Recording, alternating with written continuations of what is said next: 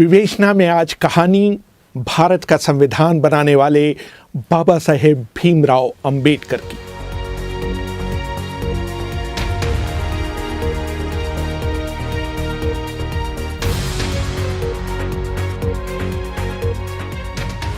अभिवादन स्वीकार करिए रेहान फजल का। दिलचस्प बात यह है कि भारत की दो महान शख्सियतों भीमराव अंबेडकर और महात्मा गांधी के बीच कभी नहीं बनी। दोनों महान व्यक्तियों के बीच कई मुलाकातें हुई, लेकिन वो अपने मतभेदों को कभी नहीं पाट पाए। आज़ादी से 2 दशक पहले अंबेडकर ने अपने आप को अपने अनुयायियों के साथ स्वतंत्रता आंदोलन से अलग थलग कर लिया था। अछूतों के प्रति गांधी के अनुराग और उनकी तरफ से बोलने के उनके दावे को अंबेडकर एक जोड़ तोड़ की रणनीति मानते थे। जब 14 अगस्त 1931 को गांधी से उनकी मुलाकात हुई थी, तो गांधी ने उनसे कहा था, मैं अछूतों की समस्याओं के बारे में तब से सोच रहा हूं जब आप पैदा भी नहीं हुए थे। मुझे ताज्जुब है कि इसके बावजूद आप मुझे उनका हितैषी नहीं मानते। धनंजय कीर अंबेडकर की जीवनी doctor Ambedkar life and mission में लिखते हैं। अंबेडकर ने गांधी से कहा, अगर आप अछूतों के खैरख्वाह होते तो आपने कांग्रेस का सदस्य होने के लिए खादी पहनने की शर्त के बजाय अस्पृश्यता निवारण को पहली शर्त बनाया होता।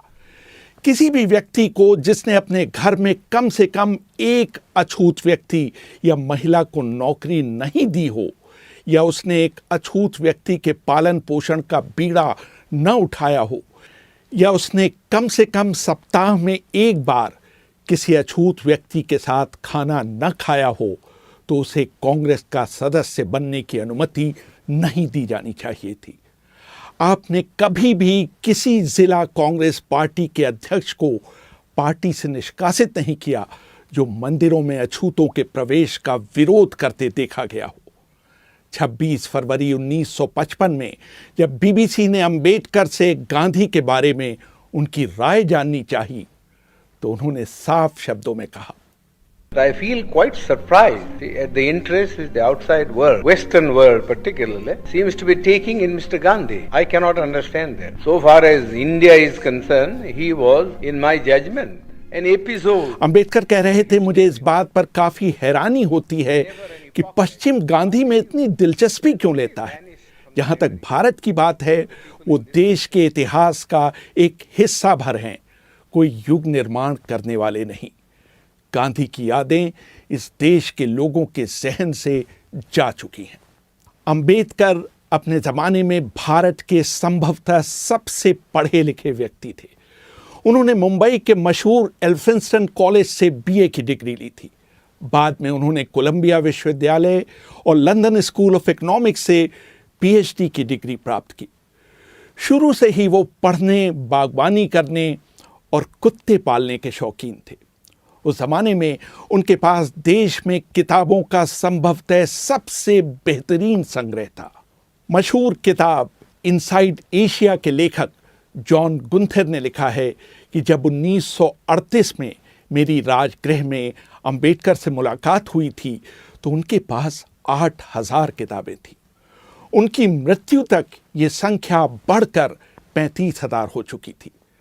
बाबा साहेब अंबेडकर के निकट सहयोगी रहे शंकरानंद शास्त्री अपनी किताब my experiences and memories of doctor Baba Saheb Ambedkar में लिखते हैं, मैं रविवार 20 दिसंबर 1944 को दोपहर 1 बजे अंबेडकर से मिलने उनके घर गया। उन्होंने मुझे अपने साथ जामा मस्जिद इलाके में चलने के लिए कहा। वो इन दिनों पुरानी किताबें खरीदने का अड्डा हुआ करता था। मैंने उनसे कहने की कोशिश की कि दिन के खाने का समय हो रहा है, लेकिन उन पर इसका कोई असर नहीं हुआ। जामा मस्जिद में होने की खबर चारों तरफ फैल गई और लोग उनके चारों ओर इकट्ठा होने लगे।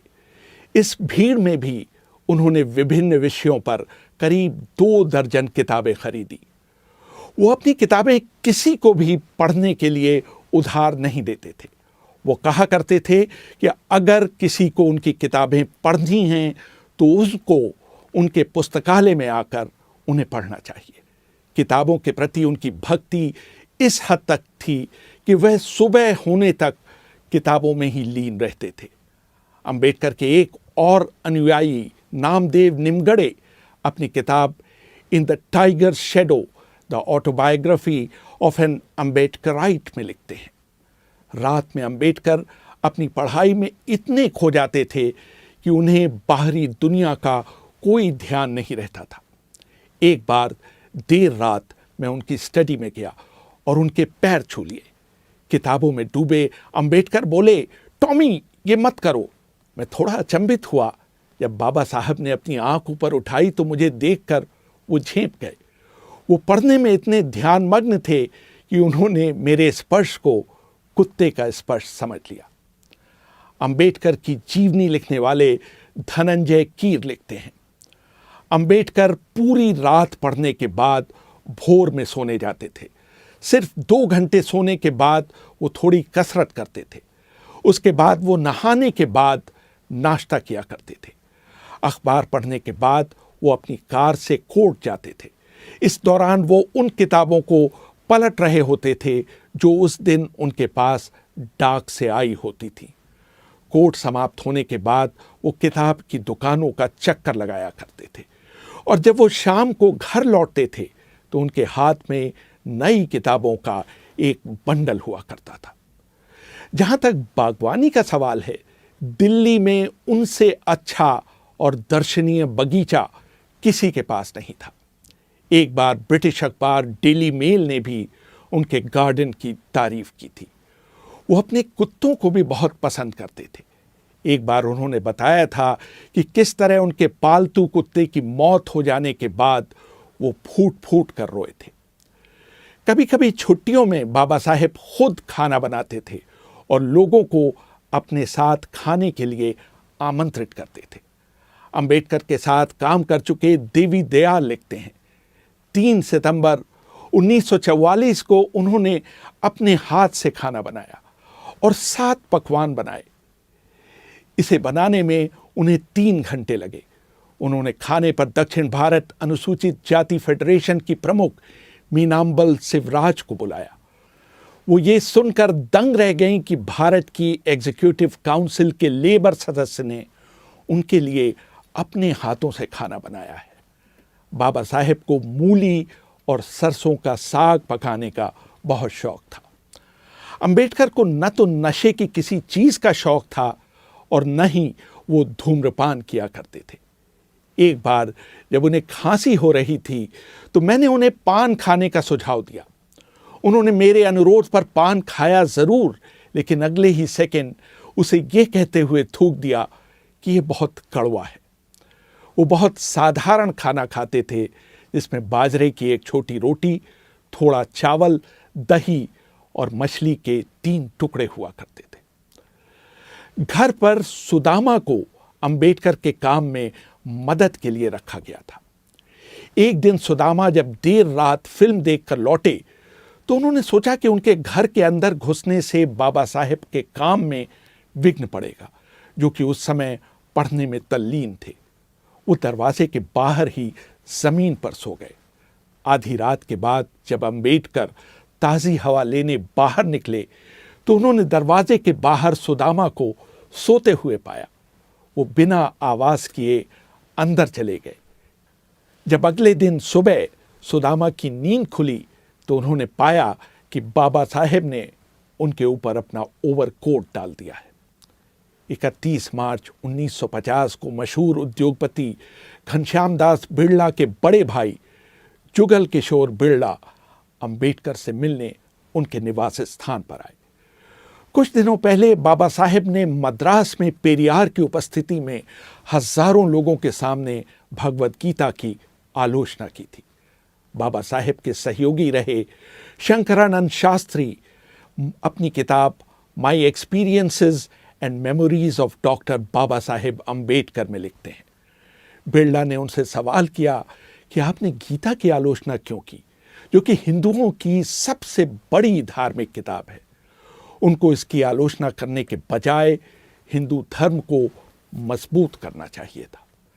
जहां तक छुआछूत को दूर करने की बात है तो वो इसके लिए 10 लाख रुपए देने के लिए तैयार है।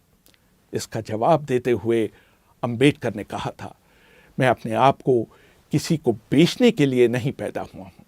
मैंने गीता की इसलिए आलोचना की थी क्योंकि इसमें समाज को बांटने की शिक्षा दी गई है। बाबा साहेब मौज मस्ती के लिए कभी बाहर नहीं जाते थे। उनके सहयोगी रहे देवी दयाल लिखते हैं, हालांकि वो जिमखाना क्लब के सदस्य थे, लेकिन वो शायद ही वहां गए हों।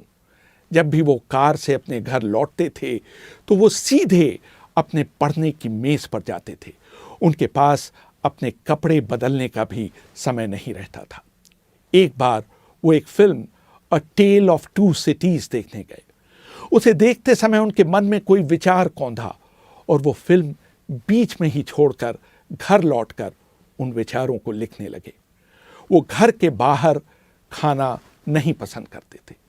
जब भी कोई उन्हें बाहर खाने पर ले जाना चाहता था तो उनका जवाब होता था, अगर तुम्हें मुझे दावत ही देनी है तो मेरे लिए घर पर खाना ले आओ। मैं घर से बाहर जाने वाला नहीं। बाहर जाने, वापस आने और व्यर्थ की बातों में मेरे कम से कम 1 घंटा बर्बाद होगा। इस समय का इस्तेमाल मैं कुछ बेहतर काम के लिए करना चाहूँगा। अपने जीवन के अंतिम पड़ाव में बाबा साहेब ने वायलिन सीखना शुरू किया था। उनके सचिव रहे नानक चंद रत्तू अपनी किताब last few years of doctor Ambedkar में लिखते हैं, एक दिन मैंने उनके बंद कमरे में चुपके से झांक कर एक अद्भुत नज़ारा देखा था। बाबा साहेब दुनिया की चिंताओं से दूर अपने आप में मग्न कुर्सी पर बैठे वायलिन बजा रहे थे। मैंने जब ये बात घर में काम करने वाले लोगों को बताई तो सब ने बारी बारी से जाकर वो अद्भुत दृश्य देखा और आनंदित हुए। रेहान फजल, BBC, दिल्ली।